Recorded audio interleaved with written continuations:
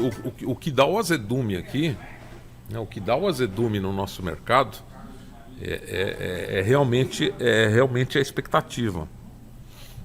A expectativa ela está movendo de forma perversa a curva de juros. E curva de juros é expectativa, né? Não tem muito o que fazer. O, a galera fala, né? Poxa, eu vou fazer título de renda fixa, porque título de renda fixa, né, taxa de juros, não varia, né? E eu não posso perder dinheiro? Pode sim, óbvio que pode. Depende do prazo que você faz, né? E depende do nível de inflação, você pode perder dinheiro. O que é perder dinheiro? É ter uma quantidade menorzinha de cédulas? Não. Perder dinheiro é você perder o poder de compra, né? Se você tem 100 mil reais hoje que te compra um carro, né, e você aplica, né, a 10%, hipoteticamente para o período X, né, quando você tiver 110 mil, o carro custar 120, você não compra o carro mais. Então isso é perder dinheiro, isso é perder poder de compra. Então o que a gente precisa observar sempre, né, é falar, não, só operar taxa de juros é muito mais seguro do que operar ações. Pô, dá uma olhada, pega como referência o DI janeiro 26. O que é DI? DI é operar taxa de juros, né? Então se você começar a operar taxa de juros, você vai perceber que operar taxa de juros é muito mais volátil que operar ações. É um negócio absurdo, mas é verdade. Então quando a gente fica falando, né, de abriu a curva, fechou a curva de juros, tal, ela funciona da mesma forma. A gente tem que entender, né? Eu repito várias vezes, quem me acompanha há muito tempo fala, puta, esse Marcelo é chato demais, né? Mas é preço do dinheiro, né? Taxa de juros e taxa de câmbio. Se você começar a acompanhar, né, a variação de taxa de juros, não é aquela taxa de juros que você vai até o banco lá e o cara te oferece X no CDB, uma taxa fixa, né, de uma remuneração tal. Eu estou falando da taxa de juros dinâmica do mercado, a taxa de juros que precifica expectativas, tá? E isso a gente consegue medir através do DI. Opa, bom dia. Isso a gente consegue medir através do DI, da variação do interbancário. Esse interbancário é negociado em bolsa. Se você colocar aí Petro, vai sair a cotação de Petro. Se você colocar aí o DI 1, né? O código é esse aqui, ó. Deixa eu passar, vou até colocar na tela para você. Se você colocar aqui esse código aqui, ó. Opa. DI 1 F26, né, vai ser a taxa de juros negociada lá em janeiro de 2026. É o que a gente chama de taxa longa. A gente tem que entender a dinâmica do comportamento do preço do dinheiro para poder, né, operar tranquilamente no mercado. Mas isso não é para ser assim, o externo que comprar... não, entendi, isso é comentário sobre as expectativas, tá?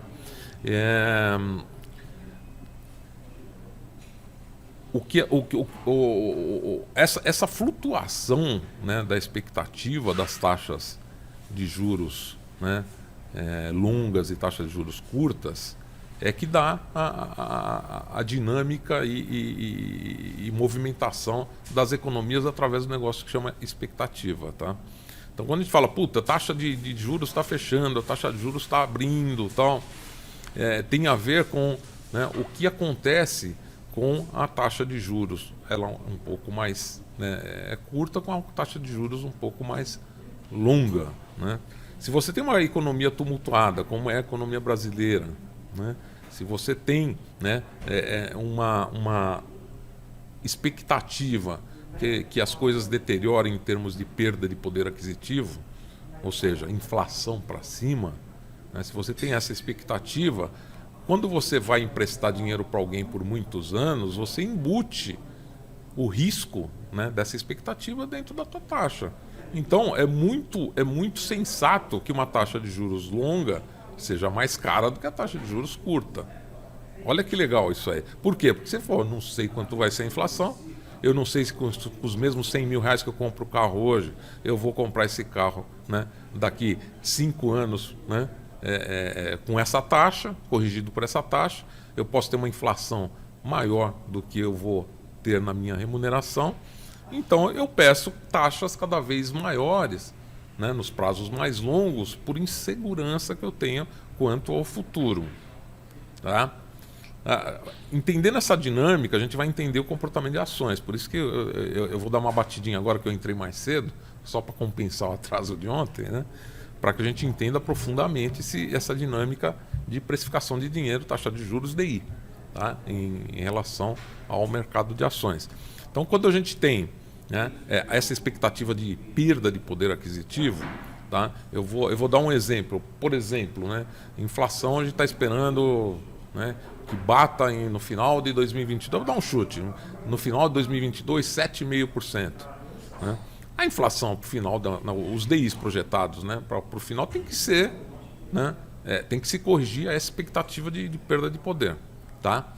Olha o que acontece quando você tem aqui uma taxa bem curtinha. Né? Me empresta de hoje para amanhã, a taxa vai ser desse tamanho. Né? Me empresta por um mês, a taxa é um pouquinho maior. Né? Me empresta por 5 anos, é aquela puta taxa gigantesca que você vai pedir. Né? Por quê? Porque você não sabe quanto vai ser a inflação, perda de poder aquisitivo.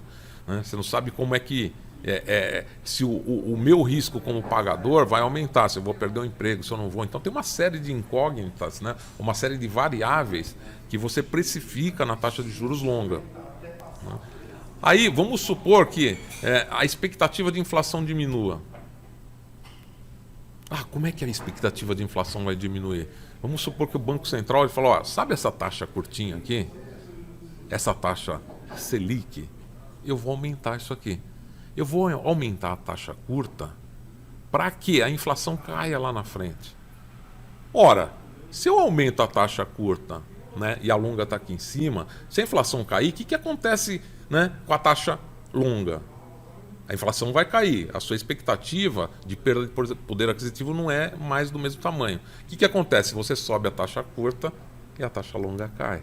Quando a gente fala, a curva está fechando, é porque essa diferença entre as taxas de remuneração curtas e as taxas de remuneração longas, elas estão fechando. Por quê? Sobe a curta, né, tende, não é bem a realidade, tende a diminuir a inflação. Você sobe taxa de juros, tecnicamente a galera vai consumir menos. Né? Se fosse aquilo que eu falo todo dia, ou se fosse inflação pela compra exagerada, é o que eles chamam de inflação de demanda. Né? Mas a inflação que a gente tem é a inflação de custo, isso eu falo todo dia, a inflação de custo. Então quando a gente fala está fechando a curva, é um bom sinal para que as ações subam. O cenário ele começa a ficar um pouco mais calmo. Por isso que o Banco Central vai lá e dá aquela ajustada na Selic para cima, para que as taxas curtas cortem a expectativa, né, de inflação que precifica as taxas mais longas. Então a curva fecha. Quando a gente fala a curva está abrindo, quando a curva está abrindo, o mercado ele começa a ficar, né, um pouco mais pessimista quanto ao risco sistêmico, né, quanto ao risco dos negócios, e os mercados caem. Taxa fecha, o mercado sobe. Taxa abre, o mercado... Tecnicamente tem que ser assim, tá? E qual a influência brutal no segundo preço do dinheiro, que é a taxa de câmbio, né? Essa movimentação nesse atual cenário que nós temos é quase nula, mas também quebra a expectativa longa. Então, toda vez que você aumenta a taxa de juros, tecnicamente a taxa de câmbio cai. É assim que... A brincadeira que a gente faz todo dia aqui, né? Poxa, está subindo o índice, está subindo o dólar. Alguém está mentindo. Né? Você não pode estar precificando no mesmo viés. Tá? Então, normalmente é contrário. Câmbio juros é contrário câmbio ações. Tá? Só para a gente entender essa dinâmica, para poder entender, nossa, a taxa de juros está fechando, taxa curta subindo, taxa longa fechando. A curva tá abrindo, de juros está abrindo.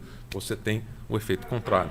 Né? A taxa de juros curta está pequena e a taxa de juros longa está crescendo, seja por fatores de inflação, né? Seja por fatores de risco. Né? Então, quando você aumenta a sua percepção de risco, eu vou emprestar dinheiro para o Newton aqui, falar, o Newton perdeu... Payroll. Não, mas não é o payroll, é uma prévia, né? Caiu ou subiu? Ele teve pior que esperado. Como é seguro-desemprego, é uma notícia ruim. Tá.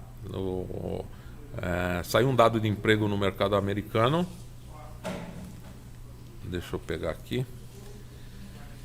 Em que nós tivemos um aumento do número de pedidos de seguro-desemprego. Então ele subiu 1 ponto percentual, né? Ou seja, mais gente pedindo seguro-desemprego, ou seja, menos gente com emprego, menos gente com trabalho, tá? Acabou de sair, 9h30, então a gente está dando fresquinha a notícia aí, tá? Vamos ver qual foi o reflexo. Eu dei o Dow Jones agora para vocês. O reflexo foi 0 por enquanto.